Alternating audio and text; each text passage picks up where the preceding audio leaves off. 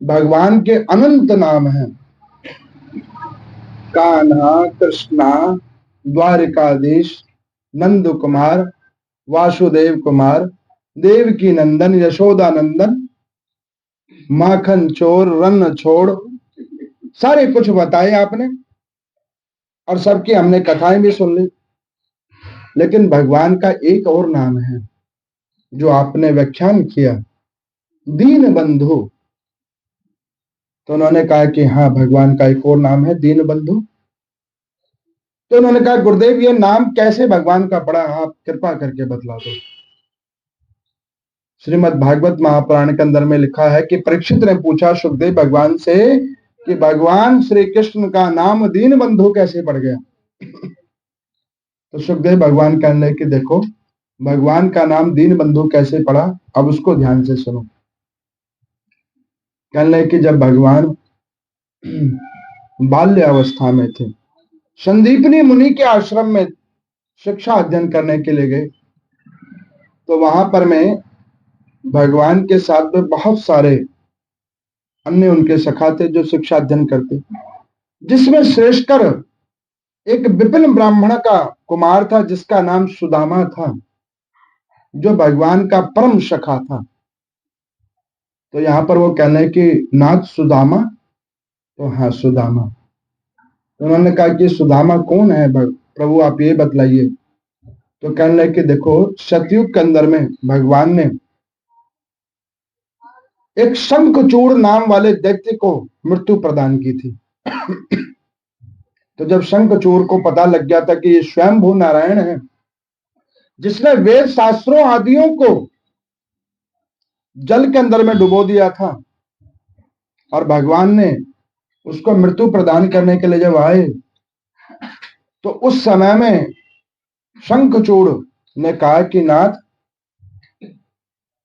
आज मैं अपने अवगुणों से मारा जा रहा हूं, कभी मेरे ऊपर ऐसी कृपा हो जो मैं आपको प्राप्त करूं अपने सद्गुणों के द्वारा। शंखचूड़ ने मरते वक्त भगवान नारायण से यह निवेदन किया था।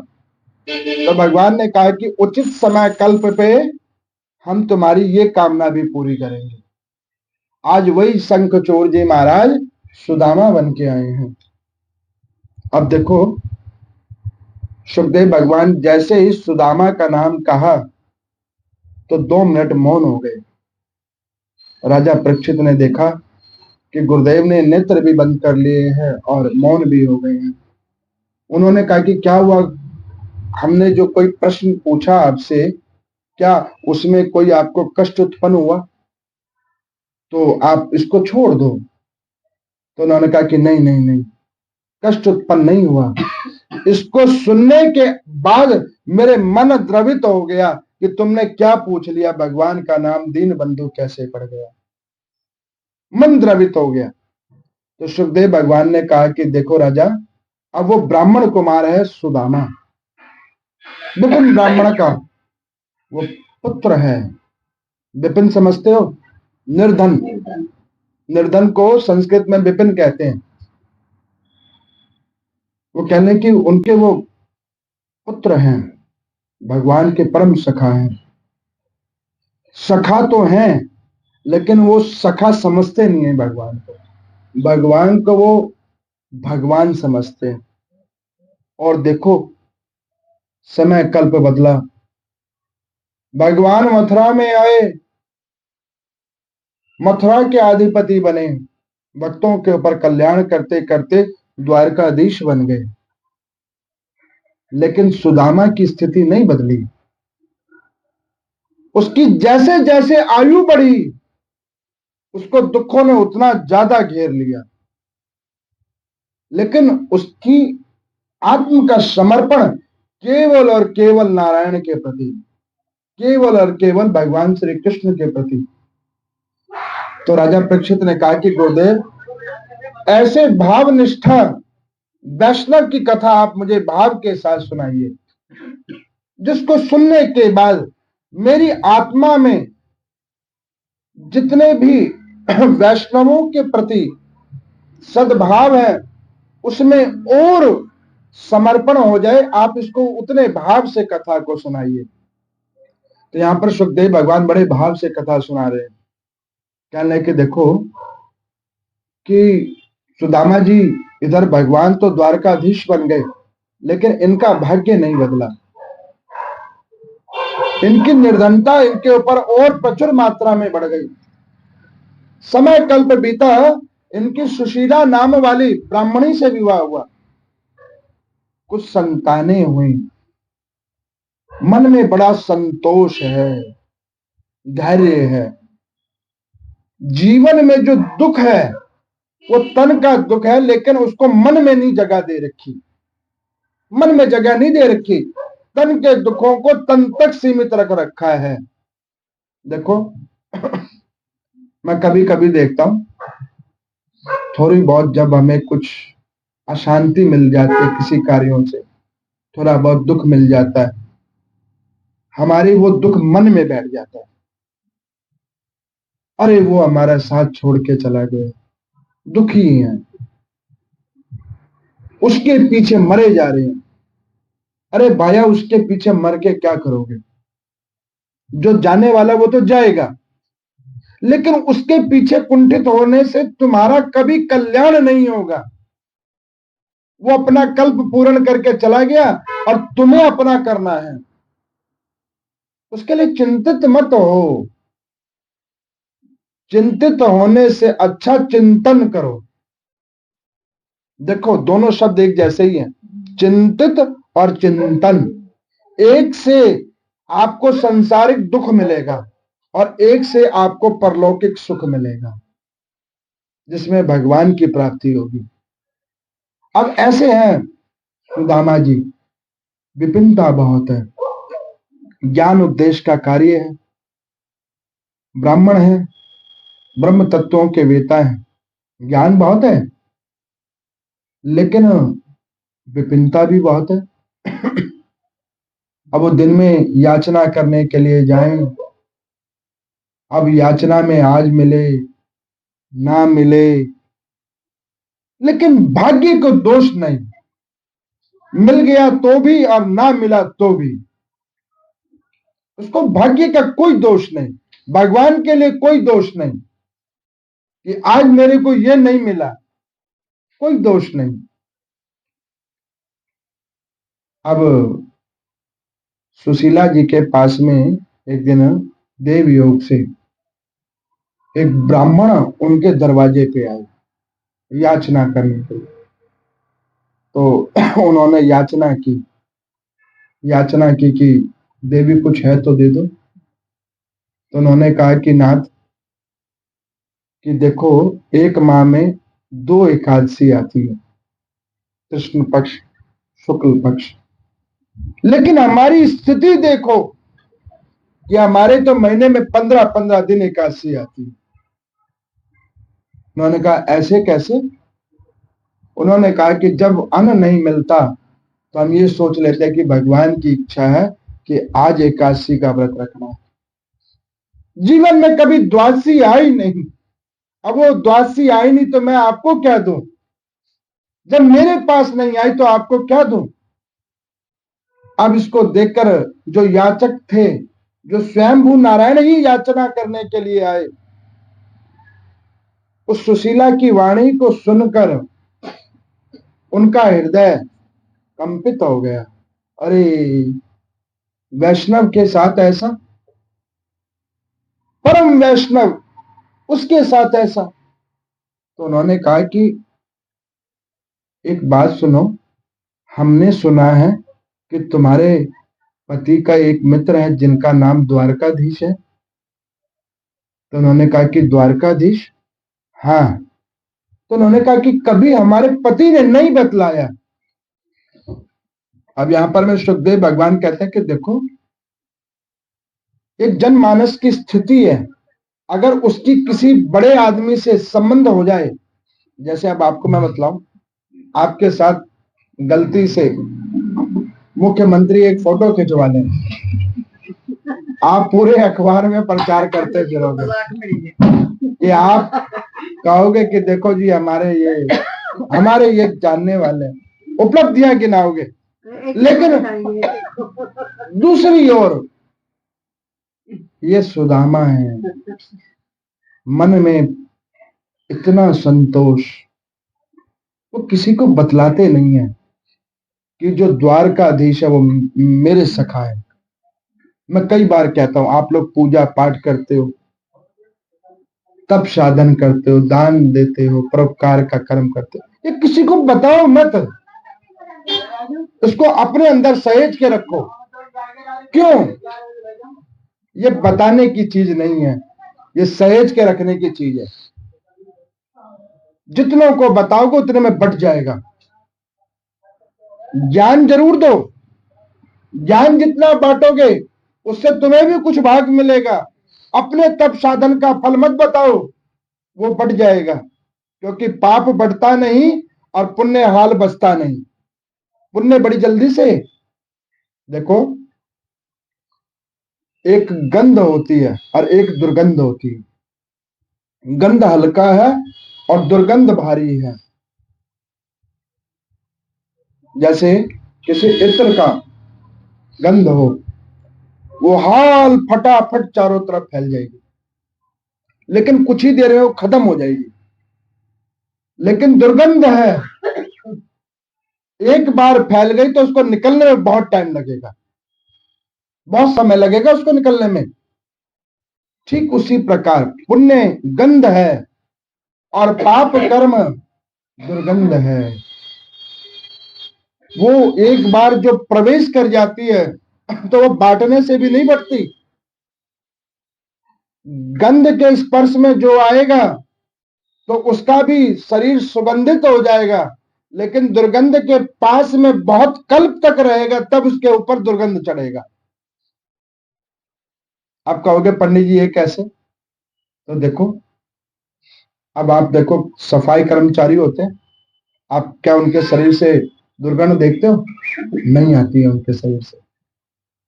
अच्छा उसको छोड़ो, हमारे शरीर के अंदर में मल विकार है, उससे अशुद्ध तो कोई चीज नहीं हो सकती, लेकिन आप एक बार स्नान कर लेते हो तो क्या शरीर से गंदगी उत्पन्न होती है? नहीं होती। वो गंदगी कब उत्पन्न होगी? जब उसमें विकार अतिशय हो जाएगा, उससे पहले गंदी नहीं होगी।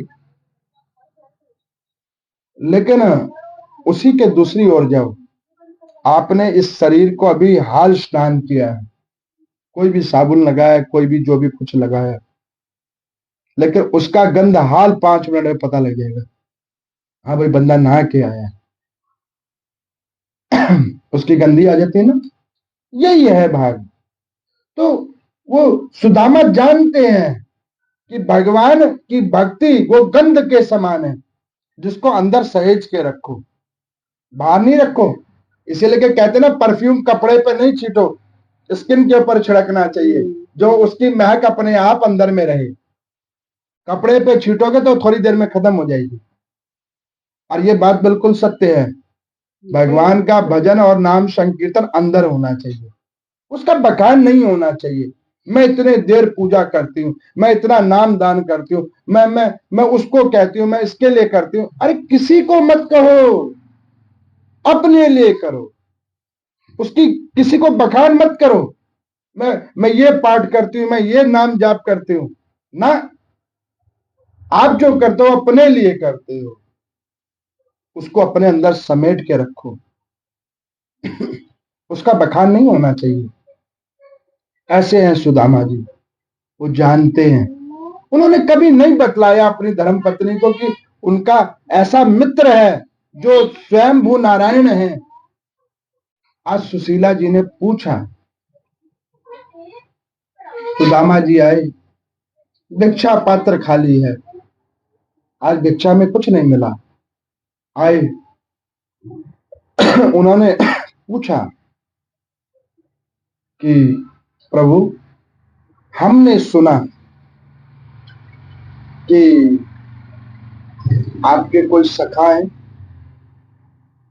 तो सुदामा जी ने कहा कि ये तुमको किसने बतलाया? तो उन्होंने कहा कि नहीं, आज एक याचना के लिए हमारे द्वार पे कोई याचक आए थे। तो सुदामा ने कहा, उनको तुमने कुछ दिया क्यों नहीं? तो उन्होंने कहा कि मैंने अपनी विपिनता उनको दे दी, मेरे पास विपिनता बची थी, वही विपिनता मैंने उनके आगे रख दी। और देखो, मेरी विपिनता को देखकर उनका मन द्रवित हो गया और उन्होंने मुझे क्या कहा कि अरे तुम्हारे पति का जो सखा है वो द्वारकापुरी का नरेश है, वो साक्षात नारायण है, क्या ये बात सत्य है? उन्होंने कहा कि देवी ये बात बिल्कुल सत्य है। तो उन्होंने कहा कि आप उनके पास जाते क्यों नहीं, एक बार उनको मिलो तो सही। उन्होंने कहा कि देख, मैंने सदैव निष्काम भक्ति करी, सकाम भक्ति मैंने कभी जीवन में नहीं करी, तो मैं मांगने तो कभी नहीं जाऊंगा, क्योंकि ये जो सुख और दुख मुझे मिल रहे हैं ये मेरे मुकद्दर का है, मैं उससे मांगने नहीं जाऊंगा। मैं ऐसे ही भगवान का भजन करता रहूंगा। जिस दिन उनको मेरे ऊपर करना जाग जाएगी तो अपने आप अगर उनकी इच्छा होगी तो दे देंगे, नहीं तो मैं मांगने नहीं जाऊंगा, मांगने नहीं जाऊंगा मैं उनसे। आप देखो, सुशीला भी सुदामा जी की तरह ही बड़ी धैर्यशाली है। आजकल की कोई नारी हो, थोड़ी सी वस्तु विशेष के लिए हाल छोड़ के भाग जाती है, अरे छोड़ो, तुम्हारा मेरा कोई संपर्क नहीं, मैं जा रही हूं अपनी मम्मी के पास। लेकिन सुशीला ऐसी नहीं है, जानती है हमारे मुकद्दर का खेल है, कर्मों का खेल है, और पति में भगवान देख रखा है।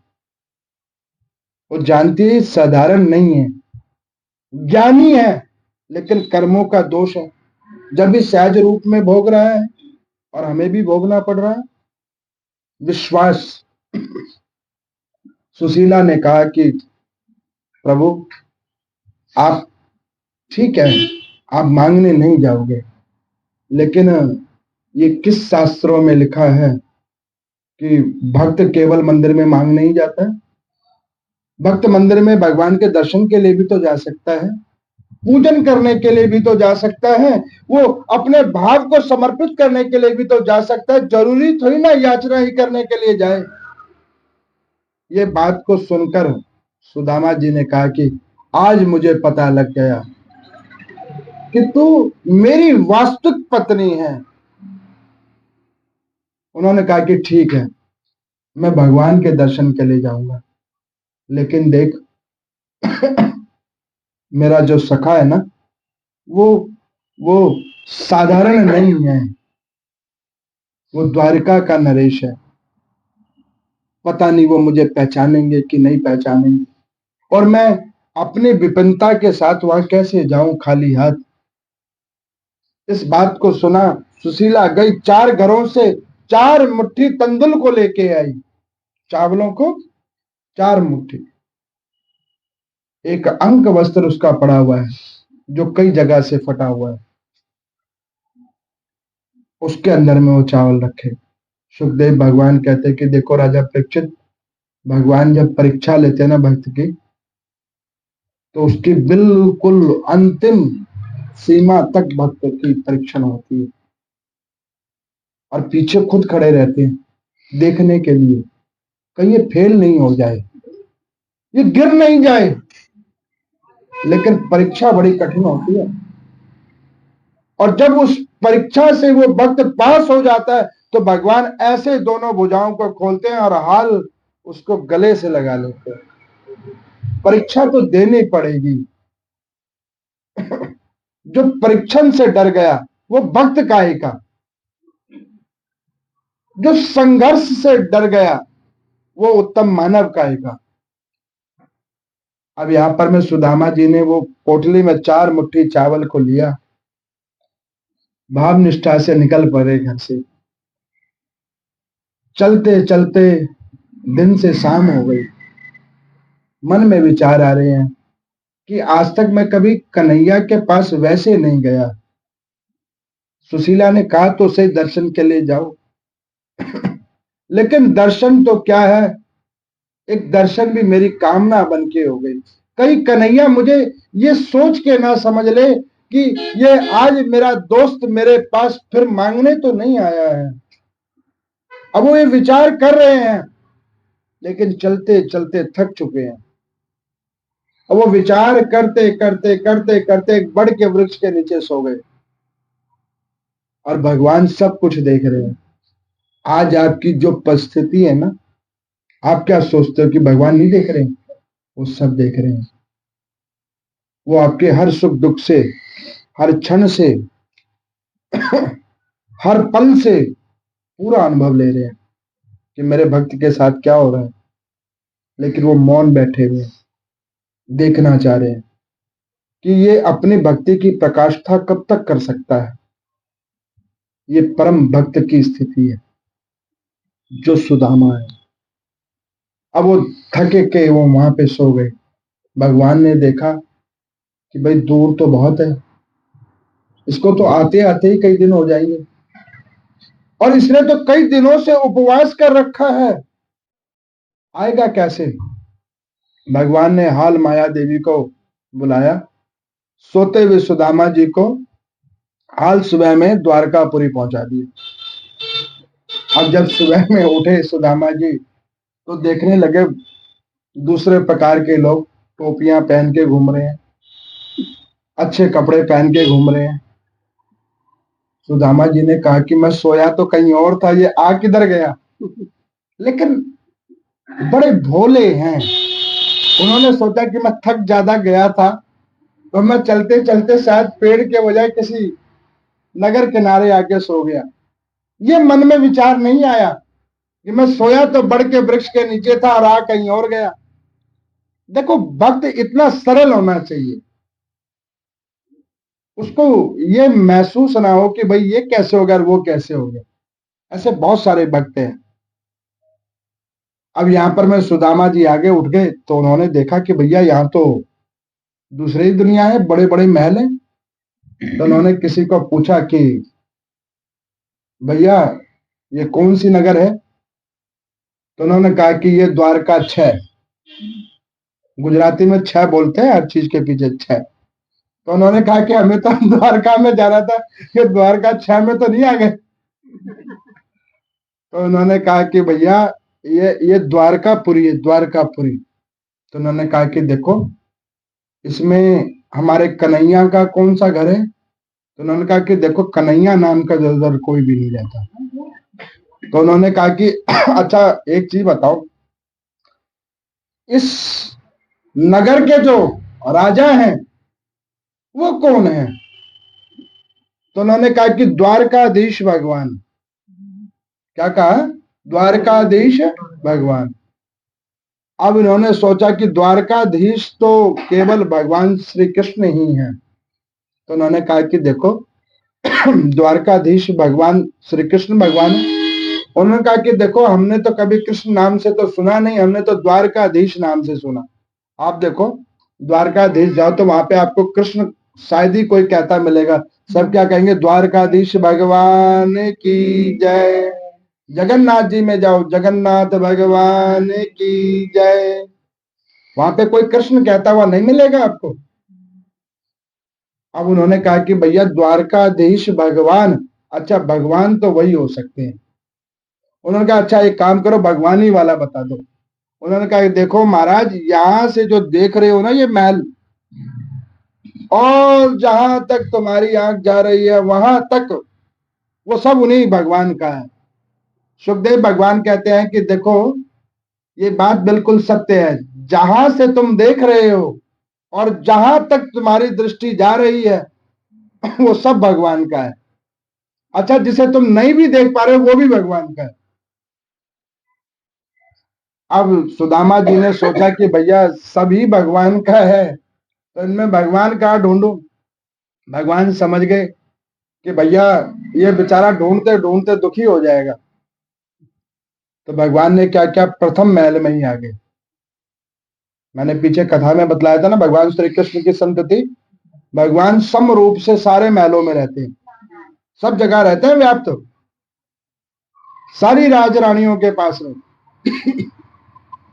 अब भगवान ने क्या क्या कि हाल आगे रुक्मणी जी के महल में, प्रथम महल में। अब भगवान का नित्य नेम है प्रातः काल उठकर पूजन आदि अध्ययन करने के बाद ब्राह्मणों वैष्णवों को यथावत दान देने के बाद गौओं का अन्नप्राशन करवाने के बाद तब वो दिनचर्या के लिए आगे चलते।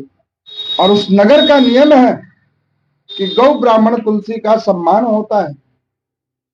अब विप्र रूप में सुदामा आए हैं, तब वो प्रथम महल में गए तो पहरेदारों ने देखा, उन्होंने हाथ जोड़ के प्रणाम किया कि नाथ आप कौन हो? तो उन्होंने कहा कि देखो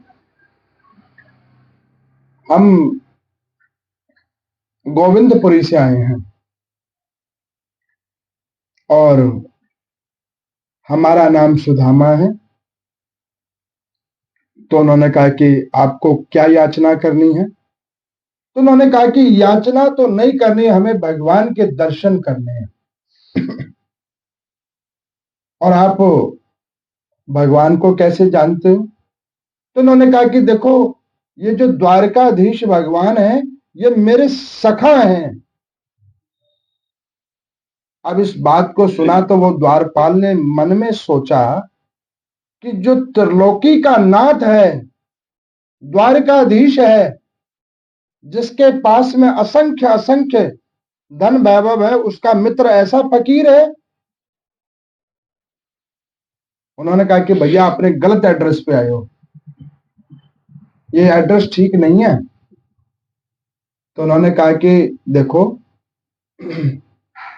अगर तुम्हारे घर का मालिक कह दे कि ये बंदा ठीक नहीं है तो फिर मैं चला जाऊंगा।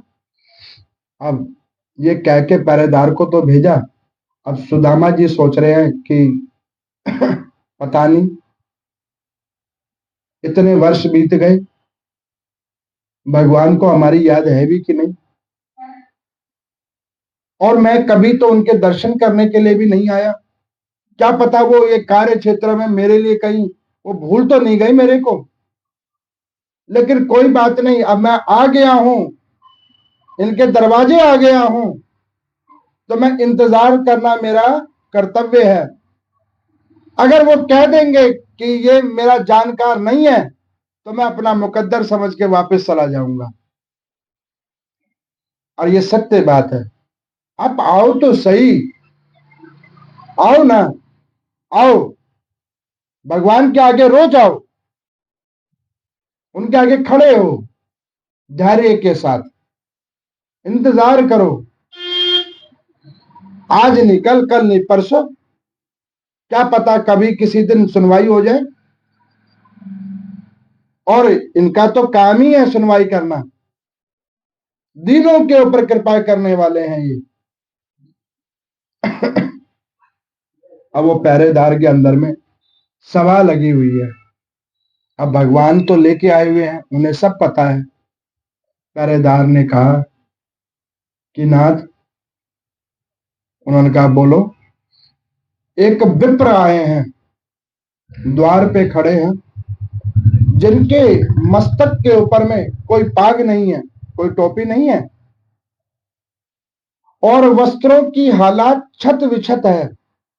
छत विछत मतलब पुराने और फटे हुए, छत विछत हालात है। और उनकी स्थिति ऐसी है कि पांव में चप्पल तक नहीं है, पादुका नहीं है, कोई जूते चप्पल नहीं पहन रखे।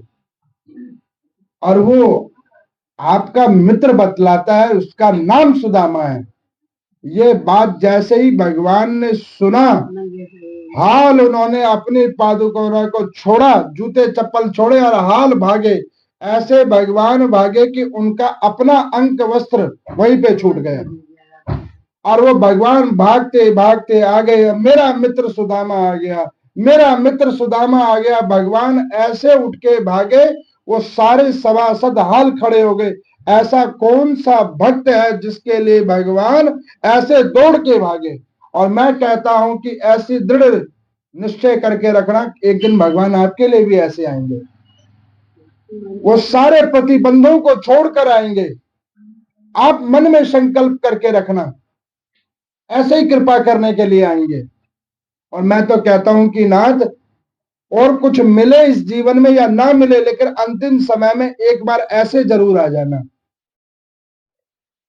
ताकि उस समय में इसमें कुछ मिले या ना मिले, कोई सुख मिला या नहीं मिला, कोई दुख मिला या नहीं मिला, जो भी कुछ हुआ, लेकिन लास्ट में एक बार आप जरूर मिल जाना। तो मुझसे राम में निकल जाए। अब इस प्रकार से भगवान दौड़ कर आए। जैसे भगवान दौड़ कर आए तो सुदामा घबरा गए।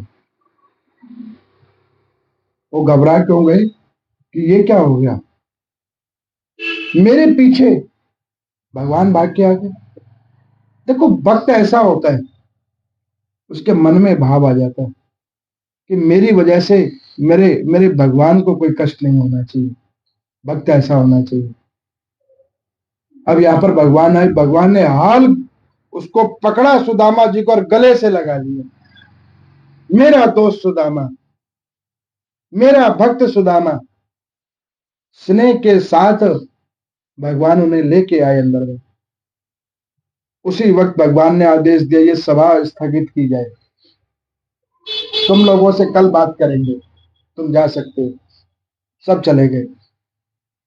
कुछ लोग रह गए, कहने लगे कि नाथ, ऐसे परम वैष्णव के हम दर्शन करेंगे।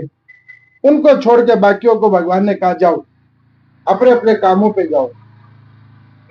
भगवान ने अपने सिंहासन पे बिठा दिया। ऐसा ऐसा कौन सा भगवान होगा जो भक्त को अपने निज स्थान पर ही बिठा दे। आओ उस पे बैठो। हाल भगवान ने बोला, अरे रुक्मणी, अरे सत्यभामा, अरे जामवती, जल्दी आओ, जल्दी आओ, एक लोटे जल लेके आओ, एक एक पाद प्रक्षालन के लिए एक पात्र को लेके आओ, जल्दी आओ। अब वो सारी गई और भाग के लेके आई। वो सबके मन में एक भाव है कि ऐसा कौन आया है जिसके लिए भगवान स्वयं चरण को धोने के लिए खड़े हुए हैं। ऐसा कौन आया है। भगवान ने सुदामा जी को शासन पे बिठाया। खुद भगवान नीचे बैठ गए। सुखदेव भगवान कहते हैं कि देखो, मैंने तुम्हें कहा था कि जब दुर्वासा ऋषि ने महाराज अम्बरीश जी को कष्ट दिया था, तो सुदर्शन चक्र जब उनके पीछे घूम रहा था, कथा सुनाई थी ना हमने, आपको ध्यान होगा। तो भगवान ने कहा था कि मैं भक्त के पराधीन हूं, भक्त के वश में हूं मैं, और भक्त के लिए मैं कुछ भी करने के लिए तैयार हूं। आज भगवान नीचे बैठ गए। भक्त को सिंहासन पे बिठाया, द्वारकाधीश भगवान नीचे बैठ गए। अब भगवान नीचे बैठ गए। अब भगवान नीचे बैठ गए। इधर रुक्मणी जी आदियों को बोला कि जाओ सब कुछ लाओ। भगवान ने अपने पीताम्बर को उठाया। जैसे ही उनके चरण के ऊपर में रज हटाने के लिए उस पीताम्बर को उन्होंने धीरे धीरे चरणों के ऊपर देखा, तो भगवान के हाथ में हाल एक कांटा चुभा। अब इस स्थिति को देखकर भगवान की आत्मा द्रवित हो गई। ऐसा मेरा भक्त, इसने मेरे लिए इतना समर्पण दे दिया, ऐसा समर्पण, और उसके बाद अभी तक कोई कामना नहीं की। ऐसा भक्त। भगवान ने हाल उस एक कांटे को हटाया, पांव को उठाया। अरे कोई कोना नहीं बचा जिसमें कांटे नहीं चुभे हुए हैं। एक एक कांटों को भगवान निकाल रहे हैं, उनमें से रक्त निकल रहा है। और भगवान ने जल तो लिया नहीं, अश्रुपात से वो सारे उनके पांव धो दिए। आप ये देखो कि क्या स्थिति हुई होगी वहां पे। सुखदेव भगवान कहते हैं कि देखो, ये भगवान का स्नेह है जो माता से भी परे है। ऐसा वात्सल्य, भक्त के ऊपर अनुग्रह। अब वो भगवान वहां बैठकर वो रक्तों को देख रहे हैं। खूब अश्रुपात हो रहा है। यहां पर में वो रुक्मणी आदि रानियां आई भागकर, लेकिन उन्होंने देखा कि ये जल का क्या होगा। इधर तो भगवान के नेत्रों से, एक नेत्र से गंगा, दूसरे से जमुना निकली जा रही है। वो क्या करेंगे जल को लेकर? उन्होंने कहा कि ये आज हमारे घर ऐसा कौन सा संत आ गया है, कौन सा वैष्णव आ गया है, कौन सा भक्त आ गया है जिसने भगवान को भी द्रवित कर दिया है, जिसकी निज सेवा में भगवान स्वयं नीचे बैठ गए हैं। अब यहां पर में जितने लोग वहां खड़े हैं, भगवान की तरह सबकी नेत्रें सजल हुई पड़ेगा। अब भगवान ने उसको अपने पीताम्बर से साफ किया, और ऊपर देखो सुदामा की स्थिति, उसके नेत्रों से भी जल गिर रहा है। ऐसे भगवान, कहा मैं अधम पापी, मेरी कोई पापों में, मैं पापियों में श्रेष्ठ अधम पापी, और आज ठाकुर कृपा कर रहे हैं मेरे पांव को। अरे अब वो संकोच हो रहा है। भगवान ने कहा कि सुदामा, तू इतने जीवन में दुख पाया, तू मेरे पास क्यों नहीं आया?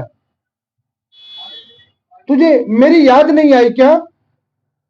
आज सुदामा जी कह रहे हैं कि नाथ, मैं मन से तो कब का तुम्हारे पास आ चुका था, ये तन को मैं नहीं लेके आ रहा था, क्योंकि इस तन में विकार है, और मैं विकार को तो लेके भगवान के आगे नहीं जा सकता ना। मैं तो मन से तो कब से तुम्हारे आगे आ चुका हूं, समर्पण कर चुका है, लेकिन ये विकार रूपी शरीर को मैं कैसे लेके आता? ये मेरा मन नहीं कह रहा था कि ये विकार को तुम्हारे पास लेके आऊं। अब इस बात को सुनकर भगवान ने कहा कि अरे मेरा भक्त सुदामा, भगवान कुंठित हो गए। इतना दुख, और उसके बाद, इतने दुख के बाद भक्त अभी हिला नहीं है, अपने विश्वास पे अभी भी अडिग है। आजकल थोड़ा बहुत दुख मिलता है, हम हाल उपाय टोटके करते हैं, और कुछ नहीं होता तो धर्म ही बदल लेते हैं। अरे इधर भगवान सुनवाई नहीं करता। लेकिन आप देखो वो कैसा भक्त है, इतना दुख, लेकिन फिर भी वो बैठा हुआ है एक विश्वास पे, गोविंद देखेगा। और आज गोविंद ने देख लिया है।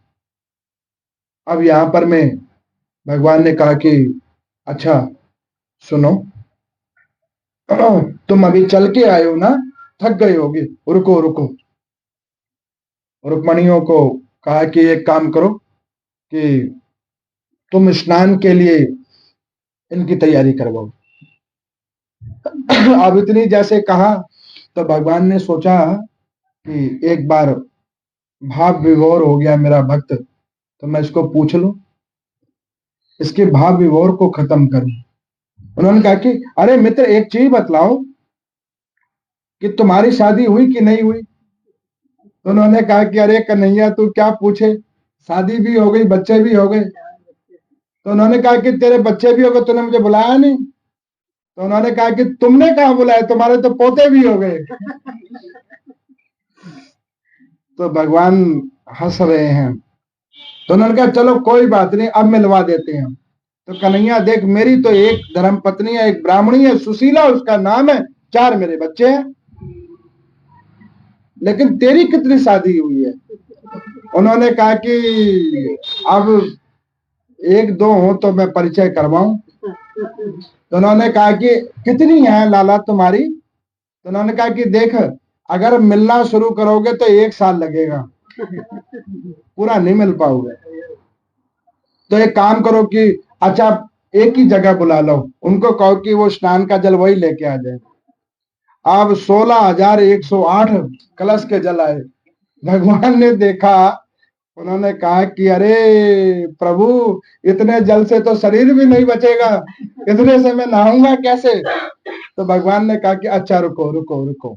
सबने एक एक चम्मच जल डाला तो 4 बाल्टीन पानी हो गई। भगवान ने बड़े भाव निष्ठा रूप से सिंहासन पे बिठाया, वहीं पे स्नान करवाया, सिंहासन पर बैठे बैठे। स्नान कराने के बाद सुदामा जी को कहा कि देखो, ये सब आपकी भाभियां हैं। अरे कन्हैया, इतनी? तो उन्होंने कहा हाँ, कुछ और करें करें, ना ना बस बस, इससे ज्यादा नहीं, ये तो बहुत हो गई, इससे ज्यादा तू कितनी करेगा, बहुत हो गई बस। तो उन्होंने कहा कि कन्हैया भैया मैं थक बहुत गया हूं, अब देखो सरल कितने हैं, थक मैं बहुत गया हूं। भगवान ने कहा अरे तुम यहां सारी खड़ी हो, इनके उत्तम वस्त्र आदियों को दो और फटाफट भोजन की तैयारी करो। अब जब ये बात कही तो सुदामा जी कहने लगे कि अरे भैया इतने भोजन मत बनवाना, 1.5 पाँव का शरीर है हमारो, इतना भोजन करेंगे पता लगे भोजन तो रह गया, हम ही और ऊपर पहुंच गए। भगवान ने कहा कि नहीं नहीं भोजन उतना नहीं बनवाएंगे, तुम्हारे हिसाब से करवाएंगे। भगवान ने उत्तम वस्त्र जो स्वयं पहनते हैं वो निज भक्त को वस्त्र दिए। आज सुदामा जी का मन गदगद है, आत्म तृप्त हुआ पड़ा, निज महल में ले गए, बिठाया, भगवान नीचे बैठ गए और 56 भोग आज उनके भाग्य में उत्पन्न हुआ है, जिसको भगवान पंखे लेके घुमा रहे और भक्त को भोजन प्रेम से करवा रहे। सुदामा कहने लगे कि नाथ इतनी कृपा मत करो, कहीं मेरा जान ना निकल जाए, मेरी ये जान ना निकल जाए, ये समय को देखकर, ये कृपा को देखकर। और भगवान प्रेम से खिला रहे हैं सुदामा जी को, बाजी बाजी, अरे अरे मित्र ये वाला खा के देखो, ये बहुत अच्छा है, अच्छा मैं तुम्हें खिलाता हूं, तोड़ तोड़ के टुकड़े मुंह में खिला रहे हैं। भोजन करवाया, भाव से हाथ धुलवाए, कहा कि ये इस सैया पे सो, अपने शयन के सैया पे भगवान ने सुलाया और आगे उनके पांव के पास पांव दबा रहे हैं। लक्ष्मी स्वरूपा रुक्मणी जी वो पंखे को झाल रही है। अब देखो क्या स्थिति होगी भक्त की, नारायण पांव दबा रहे हैं और लक्ष्मी जी पंखा झाल रही हैं। उस भक्त को क्या चाहिए जीवन में, कुछ बचा क्या, कुछ नहीं बचा। अब भगवान ने देखा कि भक्त अभी भी एक काम खराब कर रहा है, अभी भी कुछ चीज छुपा रहा है, तब से आया ऐसे ही है। अब भगवान ने कहा कि भैया एक बात है, तुमने हमारी जनानियां देख ली, कह लगे हाँ देख ली, अच्छा तुमने हमारी जनानियों का नाम वाम थोड़े बहुत का पूछ लिया, ठीक है, खाना भी खा लिया, ठीक है, लेकिन तुमने अपने वाली का तो बताया नहीं कि भाभी ने हमारे लिए कुछ ने बुझा या कुछ कहा, संदेश वंदेश। अरे तुम्हारी भाभी क्या कहेगी, उसकी अकल कम है। उन्होंने कहा कि तुम्हारे रहने के बाद अकल कम है, तुम तो ज्ञानियों में श्रेष्ठ हो और उसकी अकल कम है ना, ये बात तो गलत है।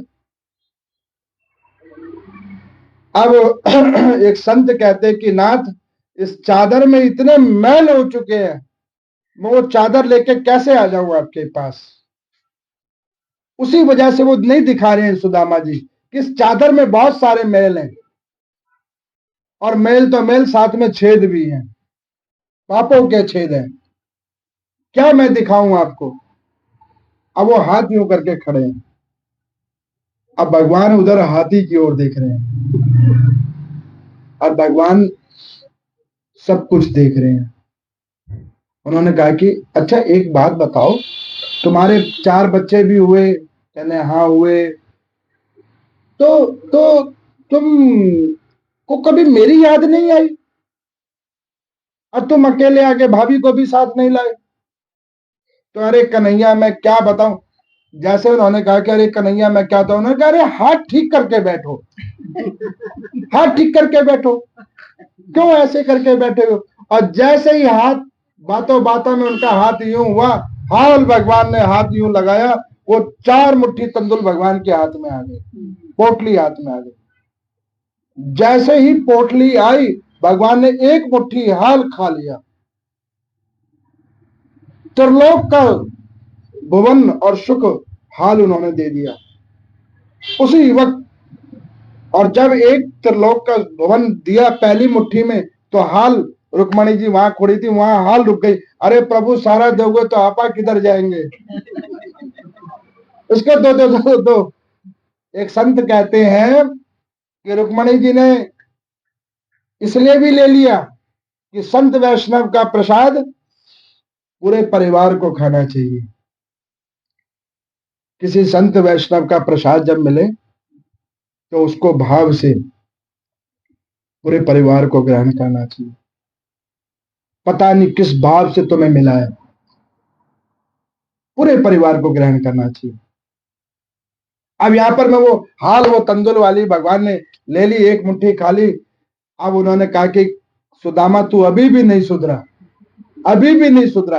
तेरे को वो ध्यान है जब हम गुरुकुल में पढ़ते थे? उन्होंने कहा कि हाँ पढ़ते थे। तो हम एक दिन लकड़ी काटने के लिए गए, कहना कि हाँ लकड़ी काटने के लिए गए। फिर बारिश हुई तो कहने लगे कि हाँ बारिश हुई। तो वहां पे संदीपनी मुनि की जो धर्म पत्नी, जो हमारी गुरु माता थी, उन्होंने कुछ चने दिए और तुम कटकटाते रहे मुंह और खाते रहे और मुझे बताते रहे कि ठंड के मारे मुंह कटकटा रहे हैं। तब भी तुमने छुपा लिया और आज भी छुपा रहे थे। ये भाभी ने भेजा और तुम अकेले फिर ये। अब सुदामा जी सोच रहे हैं, इतना बड़ा नरेश, द्वारका का राजा, त्रिलोकी का नाथ, उसको मैं वो 4 मुट्ठी चावल, वो भी मांगे हुए, क्या दूं मैं इसको? और सत्य बात, हम भगवान को क्या दे सकते हैं? कुछ नहीं दे सकते। आपकी औकात कहां है देने की? ये सब कुछ मांगा हुआ ही तो है। शरीर मांगा हुआ है, धन मांगा हुआ है, वैभवता मांगी हुई है। एक विशुद्ध भाव हमारा है और वो भाव सुदामा लेके आए हैं। भगवान ने हाल उसको ग्रहण कर लिया। भगवान थोड़ी देर मधुर वार्ता करते रहे। सुबह हो गई। सुदामा जी बड़े धर्मनिष्ठ है, अपनी विभिन्नता को प्रदर्शित नहीं करते। उन्होंने कहा कि कन्हैया, अब तुम्हारे से हमने मिल लिया तो हम घर जा रहे हैं। तो भगवान ने भी हंस के कहा चले जाओ, चले जाओ। अब उन्होंने सोचा, सुदामा जी ने, कि भैया भगवान के दर्शन भी हुए और हाल फल भी नहीं मिला, कोई कुछ कहा भी नहीं, कुछ लो तो कुछ दो। लेकिन फिर जब आगे बढ़े तो उन्होंने मन में सोचा कि चलो दर्शन तो हुए, अरे इधर का सुख लेके क्या करना था, दर्शन हो गए।